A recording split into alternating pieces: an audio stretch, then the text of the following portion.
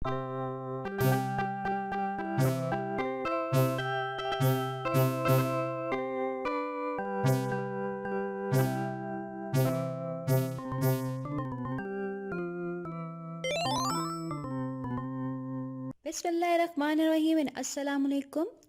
मैं उम्मीद करती हूँ आप सब लोग खैरियत से होंगे। आज जो हमारा टॉपिक है वो अगेन डिफरेंस पे है। आपको मैं सबसे पहले दो पिक्चर्स दिखाऊंगी। आपने इसको अच्छी तरह से जो है वो ऑब्जर्व करना है। आपने गेस करना है कि आज का टॉपिक किस बारे में है।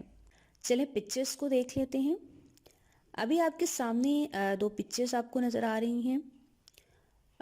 आपको थोड़ा बहुत आइडिया हो चुका होगा कि आज का टॉपिक किसके चीज़ के बारे में है। चलिए मैं आपको बताती चलूँ, आज का टॉपिक हमारा सिक और इल के बारे में है। आपने ये वर्ड्स यकीनन सुने होंगे। आप में से अक्सर लोगों को इसका डिफरेंस जो है वो नहीं पता होगा। हम पहले सबसे पहले इन दोनों का डिफरेंस को जानने के लिए इन दोनों के मीनिंग को देख लेते हैं कि इन दोनों का मीनिंग में कोई डिफरेंस है या ये सेम ही है। अगर हम डिक्शनरी में देखें इन दोनों के मीनिंग को तो दोनों का मीनिंग सेम है। मीनिंग है सिक का बीमार, इल का मीनिंग भी होता है बीमार, लेकिन ये दोनों डिफरेंट सिचुएशंस में यूज़ किए जाते हैं। कैसे? आज मैं आपको बताती हूँ कि इन दोनों को डिफरेंट सिचुएशंस में कैसे यूज़ किया जाता है। चलिए सबसे पहले जो है वो सिक की डेफिनेशन को देख लेते हैं। Sick is usually used for minor or short-term diseases or ailment. For example, flu.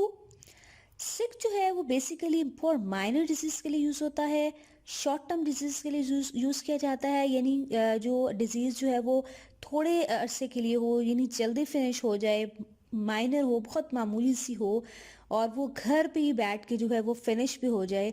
Like अगर हम हेडेक के बाद के जो सर का दर्द होता है वो माइनर होता है, ठीक है, वो थोड़ी देर के लिए होता है और वो फिनिश हो जाता है। हम घर में without the help of doctor जो है वो खुद ही उसको ठीक कर लेते हैं। कुछ लोग उसको सर में ऑयल लगा के यानी उसके मसाज करके ठीक कर लेते हैं। कुछ लोग टैबलेट के जो है वो आदी होते हैं, वो टैबलेट वगैरह यूज़ करके, लाइक पैनाडोल मोस्टली लोग यूज़ करते हैं घर में ही, तो वो पैनाडोल का यूज़ करके जो है उस डिजीज़ को फिनिश कर लेते हैं। इसी तरह अगर हम फ्लू की बात करें तो फ्लू भी लोग कुछ जो है कुछ लोग ये कहवा बनाते हैं, उसकी वजह से उनका फ्लू ठीक हो जाता है, या कोई और जो है वो नेचुरल चीज़ों का सहारा लेकर उस डिजीज़ को जो है वो फिनिश कर लेते हैं। अभी आपको आपकी स्क्रीन पर एक पिक्चर नज़र आ रही होगी। ये पिक्चर एक चाइल्ड की है जो कि ऑलमोस्ट 1 वीक से हॉस्पिटलाइज है।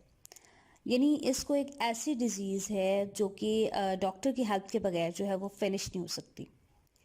इसको जो है बेसिकली एज़मे का प्रॉब्लम है। एज़मा बेसिकली एक डिज़ीज़ होती है जिसमें सांस लेने में मसला होता है।